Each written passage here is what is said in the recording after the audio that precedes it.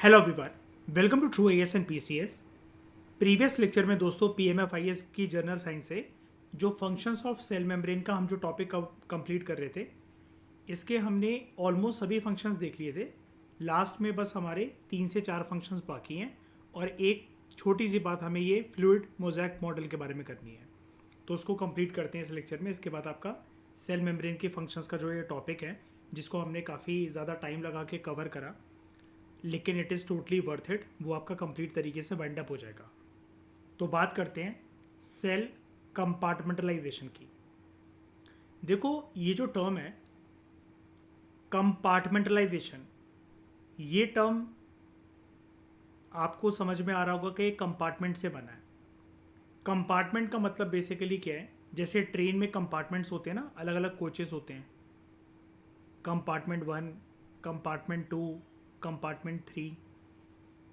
Cell membrane की वजह से, क्योंकि हम बेसिकली टॉपिक क्या पढ़ रहे हैं, सेल मेम्ब्रेन के फंक्शंस।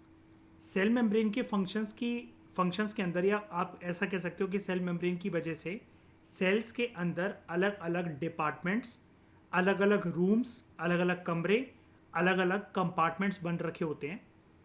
सवाल ये उठता है इस टॉपिक की तरफ आगे जंप करने से पहले, ये कंपार्टमेंटलाइजेशन का प्रोसेस जो है सेल मेम्ब्रेन के द्वारा जो परफॉर्म करा जा रहा है सेल की बॉडी के अंदर, इसकी महत्वता क्या है, इसकी इंपॉर्टेंस क्या है।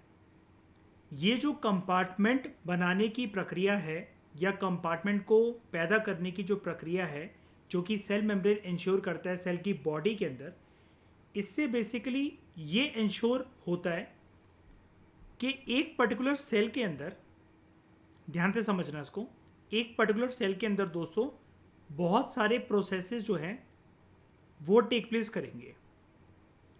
एक सेल बहुत सारे फंक्शंस को भी परफॉर्म करेगा। अब सेल मेम्ब्रेन की वजह से सेल कंपार्टमेंटलाइजेशन का होना ये इंश्योर करता है कि ये जो प्रोसेसेस, ये जो फंक्शंस हो रहे हैं, जो एक पर्टिकुलर सेल की बॉडी के अंदर उसके अलग अलग रूम्स में हो रहे हैं, अलग अलग चेम्बर्स में हो रहे हैं, अलग अलग कंपार्टमेंट्स में हो रहे हैं, अलग अलग डिपार्टमेंट्स में हो रहे हैं, कुछ भी कह लो, वो प्रोसेसेस, वो प्रक्रियाएं आपस में इंटरफेयर ना करें। एग्जाम्पल देके समझाता हूं मैं आपको। मान लो यहां पर जो है इस पर्टिकुलर कंपार्टमेंट के अंदर सेल का कोई एक प्रोसेस चल रहा है, डाइजेशन।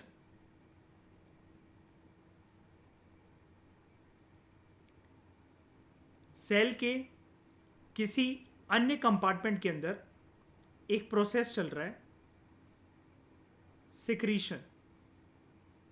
मतलब कि सेल कुछ रिलीज कर रहा है, डाइजेशन पचा रहा है, सिक्रीट मतलब बॉडी से बाहर निकाल रहा है। सेल के किसी और कंपार्टमेंट के अंदर यहां पर प्रोसेस चल रहा है रिप्रोडक्शन का। सेल के किसी अन्य कंपार्टमेंट के अंदर यहां पर कोई प्रॉब्लमेटिक प्रोसेस चल रहा है, जिसकी वजह से ये वाला कंपार्टमेंट थोड़ा सा अनस्टेबल हो गया है। अब आप खुद सोच के देखो, अगर सेल मेम्ब्रेन की वजह से सेल की बॉडी के अंदर ये कंपार्टमेंट्स ना हो, ये सारे के सारे जो डिपार्टमेंट्स हैं ये अलग अलग ना हो, इनके बीच में प्रॉपर स्पेसिंग आप कह लो, या फिर प्रॉपर एक एक को जो क्वार्टर और जो कमरा एलोकेट करके रखा हुआ है सेल मेम्ब्रेन ने सेल की बॉडी के अंदर, अगर ये सारी प्रक्रियाएं एक साथ अगर मिल जाएं, तो ये तो पूरा का पूरा जो सेल की बॉडी के अंदर जो प्रोसेसेस होते हैं वो तो डिजास्टर के अंदर कन्वर्ट हो जाएंगे। कोई प्रॉपर तरीके से फंक्शनिंग, कोई प्रॉपर तरीके से प्रोसेस टेक प्लेस ही नहीं कर सकेगा। तो ये चीज को प्रिवेंट करने के लिए कि इन सब का, इन सारे प्रोसेसेस का आप ऐसा कह सकते हो इंटीग्रेशन ना हो, यानी कि कॉम्बिनेशन ना हो, इन सब चीजों को प्रिवेंट करने के लिए ये इंपॉर्टेंट होता है कि सेल्स के अंदर कंपार्टमेंट्स बनना ज़रूरी होते हैं, ताकि हर एक कंपार्टमेंट के अंदर कोई भी जो इवेंट, प्रोसेस या फंक्शन जो हो रहा है वो प्रॉपर तरीके से सिर्फ उसी कंपार्टमेंट के अंदर हो, सिर्फ उसी कमरे के अंदर हो। डाइजेशन का प्रोसेस अगर इस कंपार्टमेंट के अंदर हो रहा है तो वो रिप्रोडक्शन के प्रोसेस के साथ इंटरफेयर ना करे, क्योंकि डाइजेशन और रिप्रोडक्शन अगर एक ही जगह पर साथ में होने लगा तो पता नहीं वो कौन सा विनाशकारी रूप पैदा कर लेगा सेल की बॉडी के लिए। आप इसको एक और एग्जांपल देता हूं, आप इसको ह्यूमन बॉडी के साथ कंपेयर कर सकते हो। इंसान का जो शरीर है इसके अंदर अलग अलग जो ऑर्गन्स हैं, हर एक ऑर्गन्स अलग अलग स्पेसिफिक फंक्शंस परफॉर्म करते हैं। अब अगर जो आपकी इंटेस्टाइन्स हैं, आपका जो हार्ट है, आपका जो ब्रेन है, आपकी जो किडनीज हैं, इन सब के अंदर आप बहुत अच्छी तरीके से जानते हो अलग अलग प्रोसेस परफॉर्म होते हैं, अलग अलग फंक्शंस या ऑर्गन परफॉर्म करते हैं, अलग अलग तरीके के इवेंट्स होते हैं इनके अंदर, यानी कि प्रक्रियाएं होती हैं। अगर ये सारे के सारे ऑर्गन्स आपस में अगर इंटीग्रेट हो जाएं और जो ये प्रक्रियाओं को परफॉर्म करते हैं सारे एक साथ अगर होने लगे एक दूसरे को टच करते हुए, तो आप सोचो ज़रा मानव शरीर का क्या हाल होगा। और मानव शरीर का भी एग्जाम्पल यहाँ पर देना रेलिवेंट इसलिए क्योंकि हम सेल की बात कर रहे हैं। सेल तो किसी भी चीज़ के अंदर हो सकता है, प्लांट के अंदर, जानवरों के अंदर, पशु पक्षियों के अंदर और मानव के अंदर, इंसानों के अंदर। ठीक है। इसके अलावा सेल के अंदर जो ये कंपार्टमेंटलाइजेशन का ये जो पूरा फंडा है, इससे एक और चीज़ ये हो पाती है कि अगर सेल के किसी एक पार्ट में, हम ऊपर वाले डायग्राम को ही देख लेते हैं, सेल के किसी एक पार्ट में जहाँ पर मैंने ये लिखा था कि इस कंपार्टमेंट या इस कमरे के अंदर यहाँ पर कोई मान लो फॉर एग्जांपल कोई प्रॉब्लमेटिक सिचुएशन चल रही है, कोई एक विनाशकारी प्रक्रिया चल रही है जिसकी वजह से ये वाला कमरा, सेल का ये वाला कंपार्टमेंट डेड साबित हो सकता है, विनाशकारी साबित हो सकता है। तो कम से कम जो दूसरे कंपोनेंट्स हैं सेल के, जो दूसरे कंपार्टमेंट्स हैं जो कि हो सकता है काफ़ी ज़्यादा सेंसिटिव हो, कम से कम वो तो बचे रहे, वो तो सेफ रहे। अब इसको इंसान की बॉडी से रिलेट करके मैं एक एग्जांपल दूं। देखो बहुत बार क्या होता है, आपने रिश्तेदारों में, अपने घर में, आस पड़ोस के लोगों में या लाइफ में कभी सुना होगा, may not God do so, आपके जान पहचान में किसी के साथ ऐसा हो, लेकिन एक एग्जांपल देने के लिए बता रहा हूँ कि किसी किसी के शरीर के अंदर गॉल ब्लेडर में दिक्कत हो जाती है और डॉक्टर साहब ये कहते हैं, जब आप दिखाने जाते हो डॉक्टर साहब ये कहते हैं कि इस गॉल ब्लेडर को हमें रिमूव करना पड़ेगा। गॉल ब्लेडर में जो दिक्कत थी, गॉल ब्लेडर सड़ गया था, वो ज़्यादा उसके अंदर पानी भर गया था, फूल गया था, टूट गया था, जो जैसा भी होता है शरीर के अंदर, लेकिन गॉल ब्लेडर को निकालना जब पड़ा तो यानी कि वो ख़राब हो गया था, वो सड़ गया था। अगर आप खुद सोच के देखो, आपकी बॉडी के अंदर ये प्रॉपर तरीके से कंपार्टमेंटलाइजेशन नहीं होता।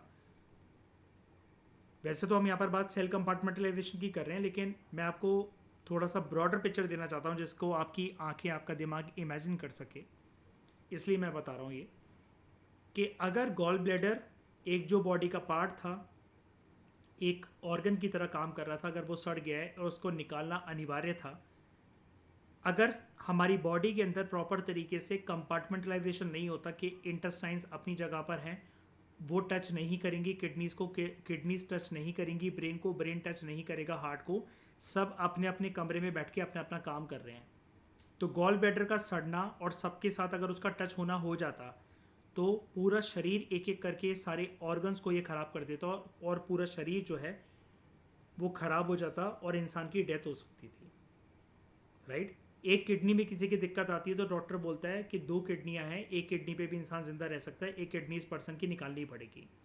अगर वो प्रॉब्लमेटिक किडनी का जो तालमेल है, जो इंट्रैक्शन है, अगर बाकी सारे ऑर्गन्स के साथ अगर होता तो जो उस किडनी में प्रॉब्लम थी वो फिर शरीर के बाकी अंगों में भी हो सकती थी प्रॉब्लम, राइट? तो आप समझ गए होंगे ह्यूमन बॉडी के एग्जांपल से और उसके ऑर्गन से और प्रॉब्लमेटिक ऑर्गन से रिलेट करते हुए कि सेल्स के अंदर कंपार्टमेंटलाइजेशन की जो प्रक्रिया है कि अलग अलग जो कमरे बने हुए हैं, किसी का आपस में कुछ लेना देना नहीं है। यस, एक तरीके से लेना देना है, लेकिन अगर एक किसी चेम्बर में, किसी कमरे में कोई प्रॉब्लमेटिक सिचुएशन चल रही है तो उसका प्रभाव, स्पेशली उसका विनाशकारी प्रभाव दूसरे कंपार्टमेंट्स के अंदर जहाँ पर दूसरे सेल्स हैं वो अपनी प्रक्रियाओं को चला रहे हैं, वो अपने फंक्शंस को परफॉर्म कर रहे हैं, उनके ऊपर ना पड़े। समझ गए? कोई दिक्कत इस वाले पॉइंट के अंदर? अब ये जो कंपार्टमेंटलाइजेशन की इतनी बड़ी और इतनी गहरी कहानी जो मैंने आपको बताई ना, तो अब इन 3 लाइंस को समझने में आपको कोई दिक्कत नहीं आने वाली है, एक्सेप्ट एक दो टर्म्स हमें इसी पॉइंट के अंदर सेल कंपार्टमेंटलाइजेशन वाले पॉइंट के अंदर एक्स्ट्रा जानने पड़ेंगे। एक बार के लिए पहले मैं इसको पढ़ देता हूँ। सेल कंपार्टमेंटलाइजेशन, याद रखना, सिर्फ एक ही प्रकार के सेल्स में होता है और वो हैं आपके यूकारियोटिक सेल्स। दूसरे कौन से होते हैं? इसके सौतेले भाई प्रोकारियोटिक सेल्स। दोनों में क्या डिफरेंस होता है हम आगे चलकर जानेंगे फर्दर अपने चैप्टर्स के अंदर, लेकिन शॉर्ट सा एक डिफरेंस मैं आपको अभी बता दूंगा। फिलहाल इसको पढ़ते हैं पहले आगे। सेल कंपार्टमेंटलाइजेशन की जो प्रक्रिया होती है स्पेशली यूकारियोटिक सेल्स के अंदर, वो इसलिए हो पाती है क्योंकि सेल्स के अंदर जो अलग अलग ऑर्गन्स हैं जिसको हम ऑर्गेनेलीज कहते हैं बायोलॉजी की लैंग्वेज में, साइंस की लैंग्वेज में, वो मेम्ब्रेन बाउंड हैं, यानी कि एक दूसरे से अलग हैं, वो टकराते नहीं हैं, एक दूसरे को टच नहीं करते हैं, बिकॉज उनके बीच में एक लेयर है। ठीक है?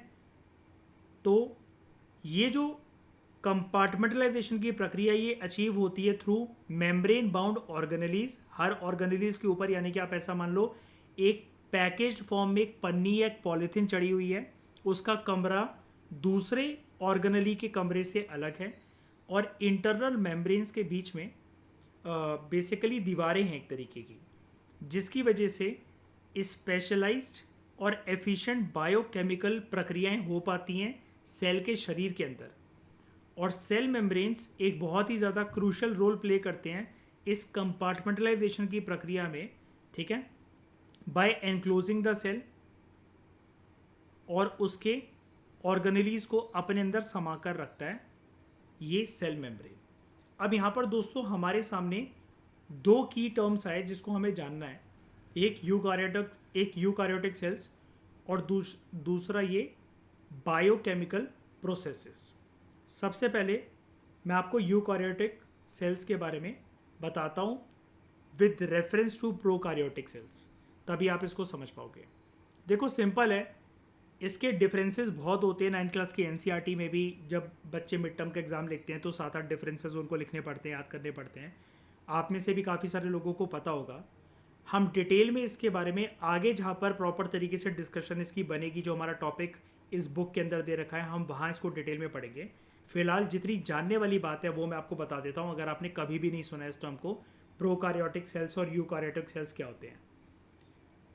देखो यूकारियोटिक जो सेल्स होते हैं ना, वो बड़े होते हैं साइज में।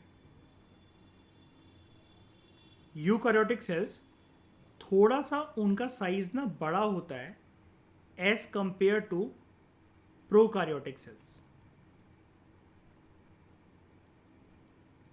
एक तो ये बात हो गई। यूकारियोटिक सेल्स जो हैं वो आपको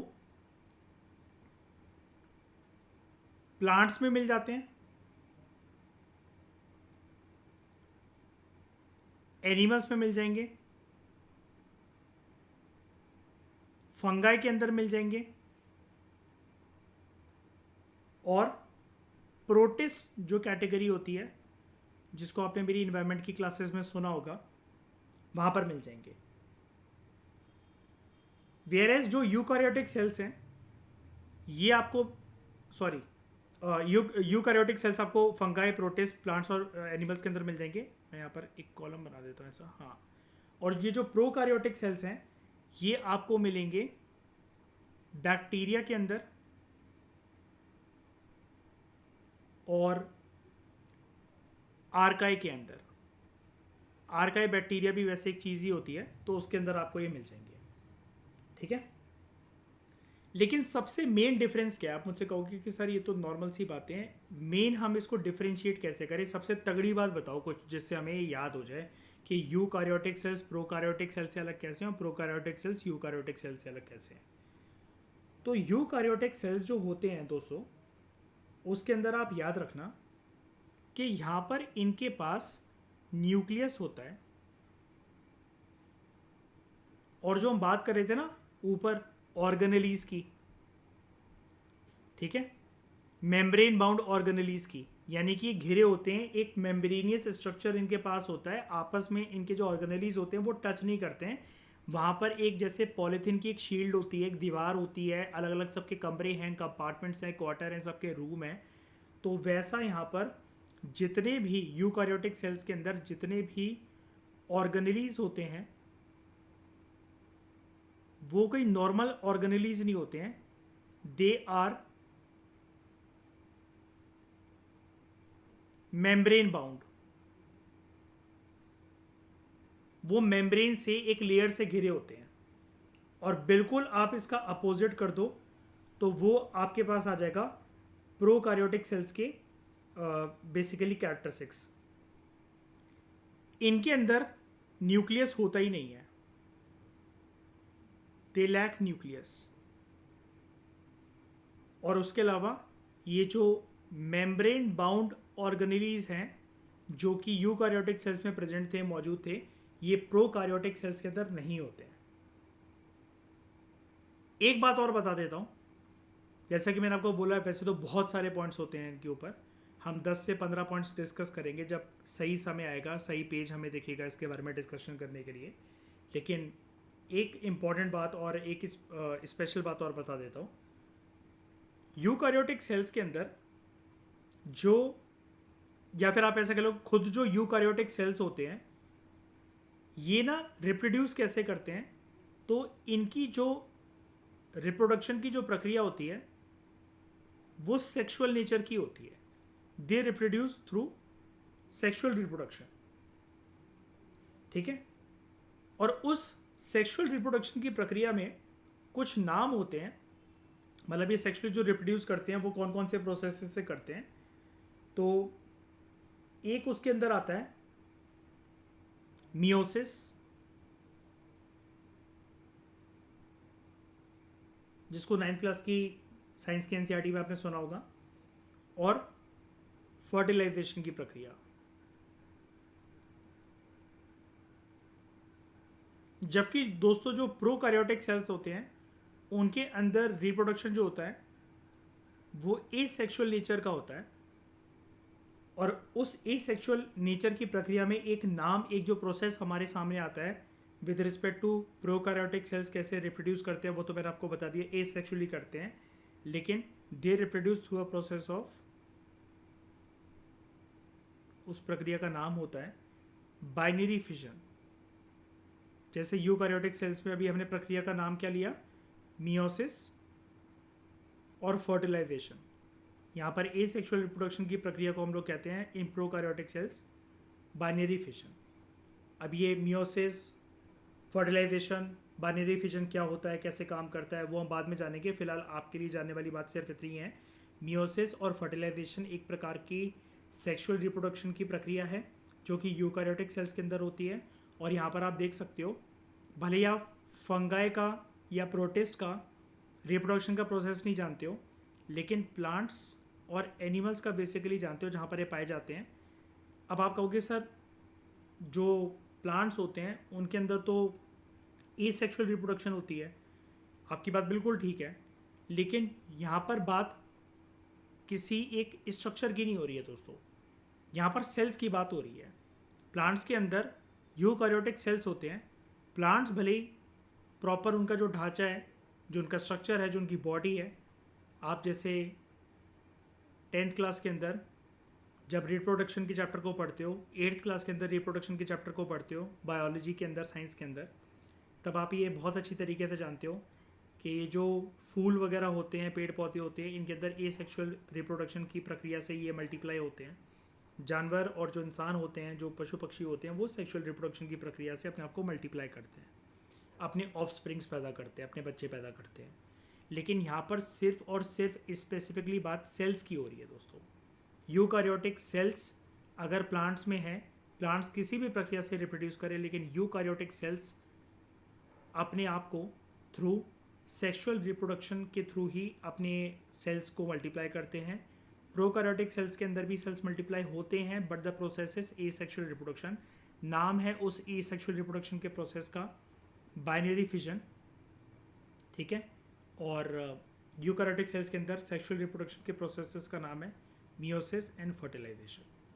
ये वाली बात याद रखना, ये आगे चलकर जब हम बढ़ेंगे यूकैरियोटिक और प्रोकैरियोटिक सेल्स के डिफरेंसेस में, तब ये काम आएगी इन्फॉर्मेशन आपके, ठीक है।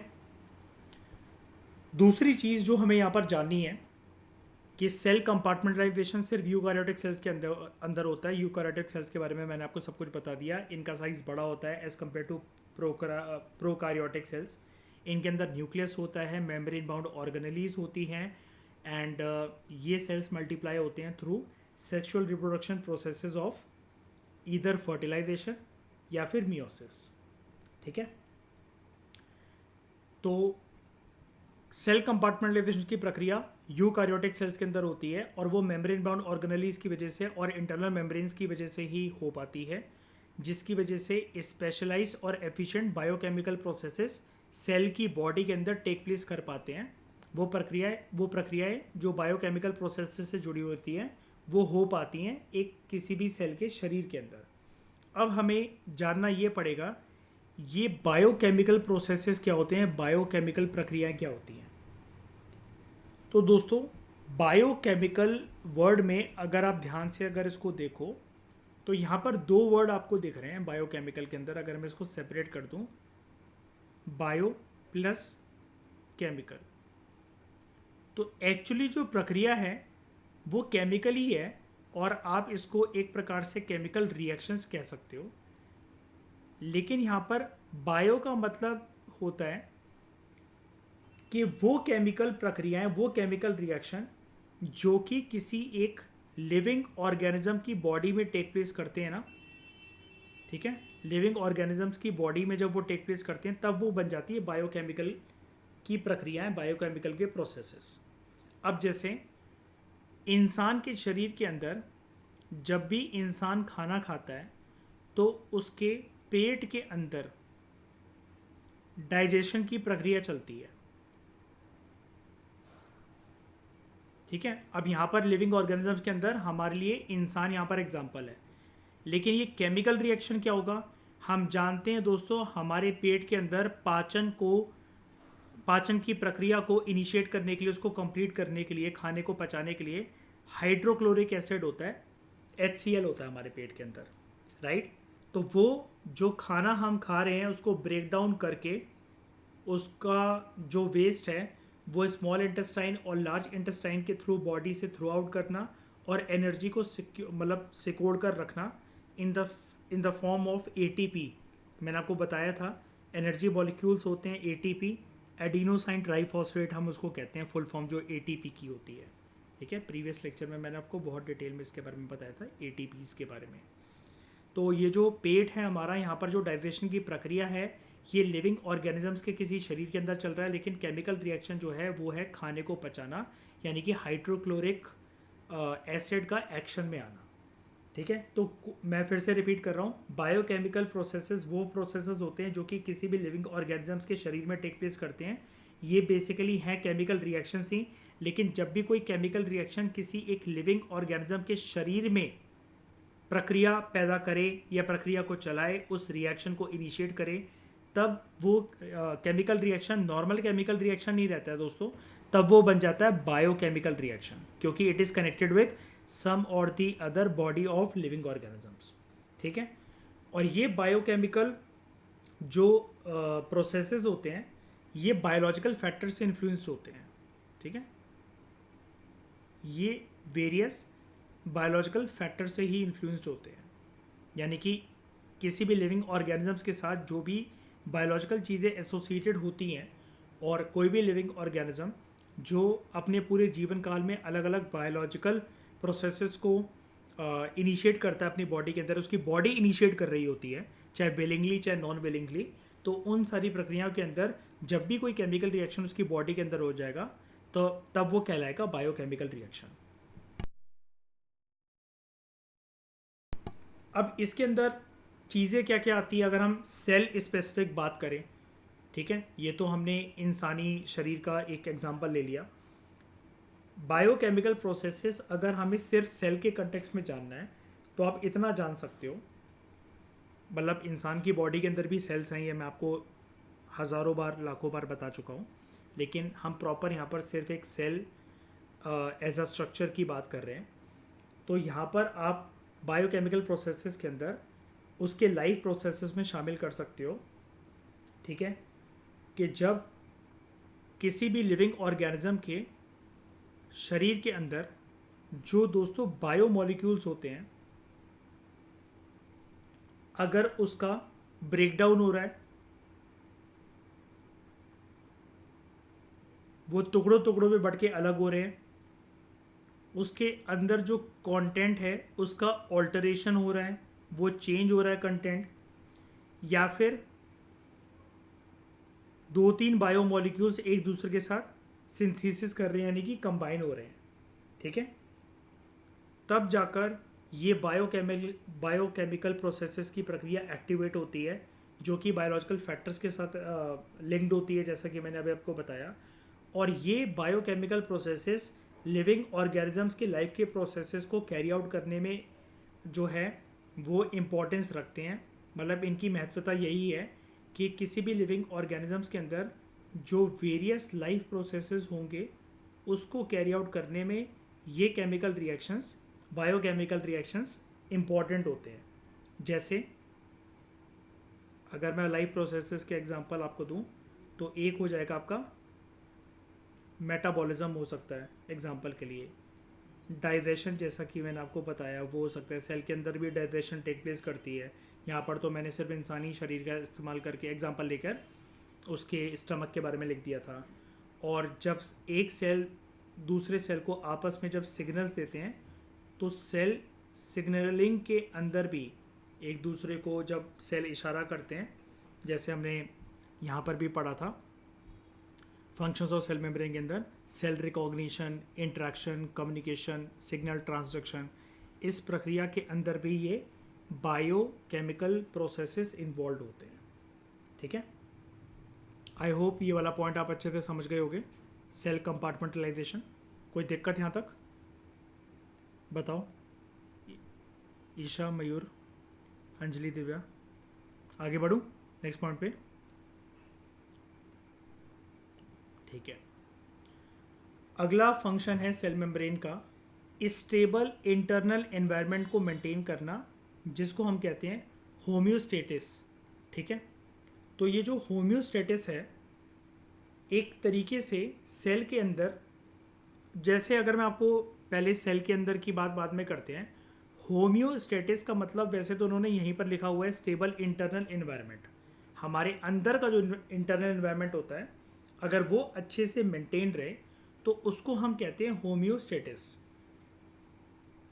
इसके लिए आप एक टर्म यूज़ कर सकते हो, यानी कि किसी भी शरीर का कौन सी कंडीशन के अंदर होना, इक्विलिब्रियम कंडीशन के अंदर हो, अगर वो शरीर इक्विलिब्रियम कंडीशन के अंदर है, उसका इक्विलिब्रियम कंडीशन के अंदर होना यानी कि स्टेट ऑफ बैलेंस के अंदर होना कहलाता है होम्योस्टेटिस, ठीक है। लेकिन ये जो होम्योस्टेटिस है यहाँ पर सेल के कॉन्टेक्स्ट के अंदर, या फिर अगर आप इंसानी शरीर को भी मान लो कि हम अपने इंटरनल एनवायरनमेंट को पूरी ज़िंदगी मेंटेन करके रखते हैं, हमारा शरीर मेंटेन करके रखता है, फिर अगर आप चाहे रशिया चले जाओ, भले ही आप चाहे किसी गर्मी वाले देश के अंदर पैदा हुए हो, तब भी आप वहाँ से ज़िंदा वापस आ जाओगे। और आप बहुत गर्मी वाले देश चले जाओ, जैसे अफ्रीका की बड़ी सारी कंट्रीज़ हैं अफ्रीकन कंट्रीज़ अगर आप चले जाओ तो वहाँ से भी आप ज़िंदा वापस आ जाओगे। आपका जो शरीर है सर्दी के मौसम को, गर्मी के मौसम को, बरसात के मौसम को, हर तरह के मौसम को झेल लेता है। लाइट चली जाए, पूरी रात लाइट नहीं आई, तब भी आप सो लेते हो। ठंड ज़्यादा पड़े, आप मतलब ठंड की वजह से कपकपा रहे हो, आपके पास एक्स्ट्रा कंबल नहीं है, एक्स्ट्रा रज़ाई नहीं है, फिर भी आप थोड़ी देर के बाद आपका शरीर गर्म हो जाता है, आपके पैर जो ठंडे थे वो गर्म हो जाते हैं और आपको नींद आने लग जाती है। तो ये सारे एग्जांपल्स मैं देकर क्या बताना चाह रहा हूँ कि कोई भी जीव जंतु जो होते हैं उनका शरीर जो है वो इसी प्रकार से डिज़ाइन होता है कि अपने अंदर वो स्टेबिलिटी को, अपनी इंटरनल एनवायरनमेंट को वो मेंटेन करके रखें स्टेबल मैनर के अंदर, और उसी प्रक्रिया को होम्योस्टेटिस कहते हैं। अब ये तो मैंने कर ली बड़े बड़े शरीरों की बात। उन शरीर के अंदर जो वो शरीर बना हुआ है बड़े सारे ऑर्गन से, और ऑर्गन्स बने हुए बड़े सारे टिश्यूज़ से, और टिश्यूज़ बने हुए बड़े सारे सेल से, तो हर एक सेल के अंदर भी वो स्टेबल इंटरनल एनवायरनमेंट मेंटेन रहता है, और वो रहना ज़रूरी भी है। लेकिन जब हम सेल स्पेसिफिक बात करते हैं होम्योस्टेटिस की, स्टेबिलिटी ऑफ इंटरनल एनवायरनमेंट की, तो यहाँ पर नाम सिर्फ इक्विलिब्रियम नहीं आता है। इक्विलिब्रियम के आगे आपको एक वर्ड लगाना पड़ेगा, इसका दूसरा नाम होता है डायनेमिक इक्विलिब्रियम। अब आप कहोगे कि सर अभी तो आप यहाँ पर बात कर रहे थे स्टेबिलिटी की, और अब आप यहाँ पर कह रहे हो डायनेमिक। तो देखो दोस्तों, डायनेमिक का अपोजिट वर्ड स्टेबल नहीं होता है, डायनेमिक का अपोजिट वर्ड होता है स्टैटिक। स्टेबल तो मतलब ये है कि स्टेबिलिटी एक ऐसी लहर की तरह के थोड़े बहुत अप्स एंड डाउन, जिसको हम कहते हैं 19-20 का फर्क आना, वो आ सकता है। स्टैटिक का मतलब होता है एक सीधी लाइन बिल्कुल, जिसके अंदर कोई फ्लक्चुएशंस नहीं है। तो यहाँ पर ये जो स्टेबल चीज़ है ये डायनेमिक ज़्यादा है। अब इसको प्रूव करते हैं कि हम सेल के अंदर जो इंटरनल एनवायरनमेंट की स्टेबिलिटी की बात कर रहे हैं, यानी कि उसकी होम्योस्टेटिसिस की बात कर रहे हैं, वो स्टेबल तो है, लेकिन वो डायनेमिकली स्टेबल क्यों है? तो यहाँ पर डायनेमिक वर्ड से हमारा ये मतलब है कि इसकी जो इंटरनल एनवायरनमेंट की स्टेट है वो स्टैटिक नहीं है, वो डायनेमिक स्टेट की है, जहाँ पर बड़े सारे जो सिस्टम्स हैं वो कॉन्स्टेंटली एक दूसरे से एडजस्ट करने की कोशिश करते हैं। ठीक है, यानी कि एक सेल के अंदर बड़े सारे जो सिस्टम्स हैं, यानी कि आप प्रोसेसेस को कह लो कि सेल के अंदर बड़े सारी जो प्रक्रियाएं होती हैं, जो बड़े सारे प्रोसेसेस जो टेक प्लेस करते हैं, ठीक है, या फिर आप ऐसा भी कह सकते हो कि बड़े सारे जो ऑर्गेनेलीज हैं वो ना एक स्पेसिफिक रेंज के अंदर अपनी स्टेबिलिटी को मेंटेन करने की कोशिश करते हैं। स्पेसिफिक रेंज, अब यहाँ पर मैं कौन सा वर्ड इस्तेमाल नहीं कर रहा हूँ, मैंने आपसे यहाँ पर स्पेसिफिक रेंज कहा, स्टैटिक रेंज नहीं कहा। अगर मैं स्टैटिक कहता तो उसका मतलब होता फिक्स्ड, और फिक्स्ड वर्ड के साथ रेंज वर्ड नहीं आ सकता है। फिक्स फिर कोई भी चीज़ एक नंबर में होती है, रेंज में नहीं होती है। तो रेंज का मतलब मैं आपको यही बताना चाह रहा था, ये जो मैंने एक लाइन बनाई थी ना अभी, ये कि थोड़ा बहुत जो 19-20 का फर्क है वो आ सकता है। ठीक है, इंटरनल एनवायरनमेंट को मेंटेन करने के लिए कोई भी जो आउटसाइड फोर्सेस हैं उसके अंदर थोड़ा बहुत 19-20 का फर्क आ जाए, वो जैसे इंसान का शरीर, जानवरों का शरीर, पेड़ पौधे जो होते हैं वो हर कुछ मेंटेन कर लेते हैं। कि जैसे मैंने आपको इसी चैप्टर के अंदर कुछ लेक्चर्स पहले बताया था कि आप कहीं बाहर चले गए हो, आपके घर पे कोई पौधे लगे हुए हैं, थोड़े दिन तक अगर आप उसको पानी ना भी डालो तो वो पत्तियाँ उतनी हरी भरी ना होके थोड़ी सी लाइट ग्रीन या येलोइश सी हो जाएंगी। हो सकता है पेड़ आपका थोड़ा सा मुरझा भी जाए, लेकिन वो अपने आप को बिल्कुल एंड पॉइंट तक मेंटेन करने की कोशिश कर रहा है, वो आपका पेड़, आपके घर पे जो पौधा लगा हुआ है। ठीक है, अब यहाँ पर जो हम बात कर रहे थे दोस्तों कि वेरियस जो प्रोसेसेस हैं या जो ऑर्गेनेलीज हैं वो स्पेसिफिक रेंज के अंदर अपने इंटरनल एनवायरनमेंट को मेंटेन करने की कोशिश करते हैं। तो वो कौन सी इंटरनल कंडीशंस को मेंटेन करने की कोशिश करते हैं, तो उसके अंदर बड़े सारे एग्जांपल्स हमारे सामने हैं। जैसे कि यहाँ पर होम्योस्टेटिसिस, यानी कि सेल की बॉडी के अंदर मेंटेन कैसे होगा, एक तो उसका एग्जांपल हो सकता है, मैं आपको सिर्फ एग्जांपल दे रहा हूँ, एक नॉट स्टैटिक सॉरी, एक स्टेबल फॉर्मेट का जो पीएच लेवल है या पीएच वैल्यू है उसको मेंटेन करना, यानी कि ज़्यादा एसिडिक नहीं होना है या ना ही ज़्यादा सॉल्टी होना है। एक नॉर्मल पीएच वैल्यू क्या होती है किसी भी चीज़ के लिए? नंबर 7, शाबाश, ठीक है। फिर क्या है, एक स्पेसिफिक रेंज के अंदर टेम्परेचर को टॉलरेट करने की एबिलिटी, एक स्पेसिफिक रेंज के अंदर वाटर को होल्ड करने की कैपेबिलिटी जिसको हम कहेंगे वाटर बैलेंस। फिर एक स्पेसिफिक रेंज के अंदर न्यूट्रिएंट्स के जो लेवल्स हैं, जैसे किसी एक सेल के अंदर जो आयंस हैं उनकी जो कॉन्सेंट्रेशन है वो ना तो बहुत ज़्यादा हो जानी चाहिए ना ही बहुत ज़्यादा कम होनी चाहिए। तो आयंस मतलब मैंने एक आपको न्यूट्रिएंट लेवल से समझाना चाह रहा था। कोई भी न्यूट्रिएंट जो सेल के अंदर है वो ऐसे नहीं कि एकदम से उसकी संख्या बहुत ही ज़्यादा बढ़ गई, या फिर ऐसा भी नहीं होना चाहिए कि उसकी संख्या एकदम से बहुत ही कम हो गई। वो एक स्पेसिफिक रेंज के अंदर रहना चाहिए, यानी कि सेल की जो टॉलरेटिंग कैपेसिटी है उसके अंदर अंदर रहना चाहिए। क्लियर हुआ? ठीक है।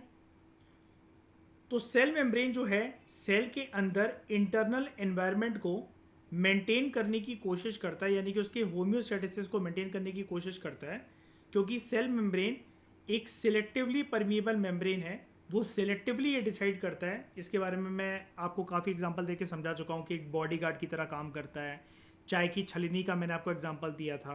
तो वो कंट्रोल करता है कि स्पेसिफिक कौन सी चीज़ें एंटर करेंगी सेल की बॉडी के अंदर और कौन सी चीज़ें एग्जिट करेंगी, ठीक है, जो कि एक ऑप्टिमल यानी कि बेस्ट कंडीशन के अंदर होना चाहिए, ताकि किसी भी बाहर के सब्सटेंसेस के अंदर आने से या फिर कोई सब्सटेंस अगर एग्जिट हो रहा है तो ये इंश्योर हो सके ऑप्टिमम लेवल पर, बेस्ट रिजल्टिंग लेवल पर, कि जो सेलुलर प्रोसेसेस कैरी आउट हो रहे हैं सेल की बॉडी के अंदर उनके अंदर किसी भी प्रकार की कोई डिस्टरबेंस नहीं होनी चाहिए, किसी भी प्रकार की। ओके, अगला पॉइंट है, लास्ट फंक्शन जो है हमारा वो है सेलुलर फंक्शंस को कैरी आउट करना थ्रू सेल मेम्ब्रेन।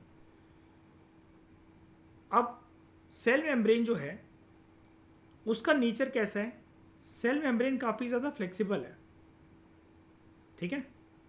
अब फ्लेक्सिबल कैसे है? सिलेक्टिवली परमिएबल है, जगह है उसके अंदर तो फ्लेक्सिबल तो है ही, इसके साथ ही फ्लूइड भी है।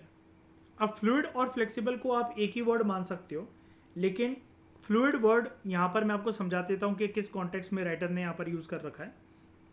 फ्लेक्सिबिलिटी तो आप समझ गए कि चीज़ें अंदर बाहर जा सकती हैं। फ्लूइडिटी का मतलब होता है कोई भी चीज़ दोस्तों जो ईजिली फ्लो कर सके उसको फ्लूइडिटी कहते हैं। तो यहाँ पर बेसिकली ये बताया जा रहा है कि सेल मेम्ब्रेन की मदद से वेरियस जो चीज़ें हैं जब उनका ट्रांसपोर्टेशन बहुत इजी तरीके से हो सकता है। ट्रांसपोर्टेशन मतलब या तो वो ट्रांसपोर्ट होकर एंटर करेंगी या तो ट्रांसपोर्टेशन के रास्ते से बाहर जाएंगी, ठीक है। तो इसलिए यहाँ पर कहा गया कि सेल मेम्ब्रेन का जो नेचर है, जो उसके स्ट्रक्चर का जो नेचर है वो फ्लेक्सिबल है और फ्लूइड है काफ़ी ज़्यादा, जिसकी वजह से सेल की ग्रोथ हो पाती है। जो इंटर सेलुलर जंक्शंस हैं, जंक्शन दोस्तों रेलवे लाइन की पटरियों के लिए वर्ड यूज़ करा जाता है, ठीक है। बहुत सारे जो रेलवे स्टेशन होते हैं, आपको तो ये लगता है ना कि कहीं पर भी रेलगाड़ी रुकती है ना, लोग वहाँ से चढ़ रहे हैं तो वो रेलवे स्टेशन है जहाँ पर प्लेटफॉर्म वगैरह बन रखा है। ऐसा नहीं होता। अगर आप ध्यान से देखोगे, कभी आप इंडिया ट्रैवल करो अलग अलग जगह पे ट्रेन पर, आप ध्यान से कभी बोर्ड को ऑब्जर्व करना जहाँ पर ट्रेन रुकती है, बहुत सारे जगहों पर लिखा रहता है स्टेशंस और बहुत सारी जगहों पर लिखा रहता है जंक्शन। ठीक है, तो जंक्शन का बेसिकली क्या मतलब होता है? जंक्शन दोस्तों एक ऐसा पॉइंट या फिर एक ऐसी प्लेस को कहा जाता है जहां पर दो या दो से ज्यादा चीजें साथ में आकर मीट करती हैं। वो मीटिंग पॉइंट जंक्शन को, उस मीटिंग पॉइंट को कहा जाता है जंक्शन। तो यहां पर अब इस वर्ड को पढ़ो कि ये जो सेल मेम्ब्रेन है अपनी फ्लूइडिटी और फ्लेक्सिबिलिटी के होने के कारण सेल की ग्रोथ को बेसिकली इनिशिएट करता है। इंटरसेलुलर जंक्शंस की फॉर्मेशन में भी मदद करता है कि जहाँ पर अलग अलग प्रकार के जो सेल्स हैं वो आपस में आकर इंटरेक्ट कर सके, कॉमन प्लेस पर मिल सकें। अब आप कहोगे वो आपस में इंटरेक्ट क्यों करेंगे? तो ये मैं आपको प्रीवियस लेक्चर में काफ़ी डिटेल में करवा चुका हूँ। सेल जब एक दूसरे को रिकॉग्नाइज करते हैं तो वो आपस में इंटरेक्ट करते हैं बड़े सारे प्रोसेसेस को इनिशिएट करने के लिए। सेल्स के अंदर कम्युनिकेशन भी होती है और सिग्नल्स को एक्सचेंज करने के लिए कि यहाँ से मैसेज आया और वहाँ पर उस वाले सेल तक गया और वो वाला सेल फिर किसी और के पास एक मैसेंजर बनकर मैसेज को लेकर जा रहा है। तो इस वजह से इंटरसेलुलर जंक्शन सेल्स की बॉडी के अंदर परफॉर्म होता ही होता है। ठीक है, तो इसकी मतलब ये वाला फंक्शन भी सेल मेम्ब्रेन की वजह से इनिशिएट हो पाता है। इसके अलावा सेक्रीशन होता है किसी भी चीज़ को शरीर से बाहर निकालना। ठीक है, specially in the form of liquid. लेकिन आप यहाँ पर सेक्रीशन का मतलब आप ऐसा कह सकते हो कि यहाँ पर बात हो रही है कि सेल की बॉडी से एनर्जी को यूटिलाइज करने के बाद जो भी फूड उसने इनटेक करा था, वेस्ट मटेरियल को सिक्रीट करना, बाहर निकालना। अब यहाँ पर दो वर्ड और आपके सामने आए हैं। एक वर्ड है आपके सामने एंडोसाइटोसिस और दूसरा कीवर्ड है आपके सामने एक्सोसाइटोसिस। इसको भी दोस्तों जैसे कि मैंने आपको बताया लेक्चर की स्टार्टिंग में, यूकार्योटिक और प्रोकार्योटिक सेल्स के बारे में जैसे हम डिटेल में डिस्कशन करेंगे ना, वैसे ही हम एंडोसाइटोसिस और एक्सोसाइटोसिस को राइट टाइम पे डिटेल में डिस्कस करेंगे। लेकिन फिर भी आपके लिए अभी ये टर्म आया है तो मीनिंग जानना आपके लिए ज़रूरी है। एक एक लाइन के अंदर दोनों का मीनिंग बता देता हूँ दोस्तों। एंडोसाइटोसिस का मतलब ये होता है जब भी सेल किसी चीज़ को इनटेक करता है, यानी कि उसको एनगल्फ करता है, खाता है, अंदर अपने समाता है, उसको एंडोसाइटोसिस कहते हैं। बिल्कुल इसका अपोजिट कर दो, एक्सोसाइटोसिस का मतलब क्या होता है? जब भी एक्सो वर्ड से याद रख लो, जब भी सेल के अंदर कोई चीज़ यूटिलाइज हो गई है उसको बाहर का रास्ता दिखाया जा रहा है, उसको एग्जिट करवाया जा रहा है।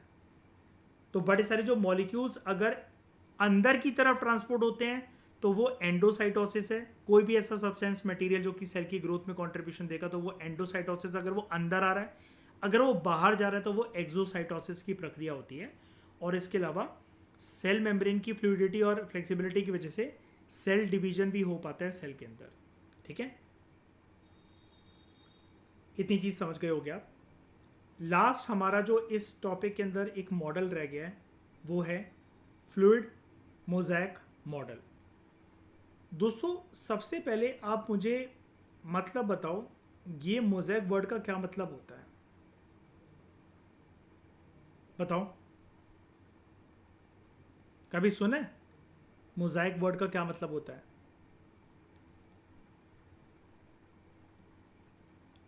ये बताओ जो पूछ रहा हूँ मैं तुमसे।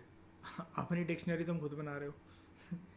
देखो, मोज़ेक का मतलब ये होता है जब भी आप बहुत सारी चीज़ों को रखते हुए एक पैटर्न बना दो ना। जैसे मतलब मान लो कि यहाँ पर मैंने बड़े सारे छोटे छोटे मोती एक फ्लोर पे रखे, गोल गोल आकार के।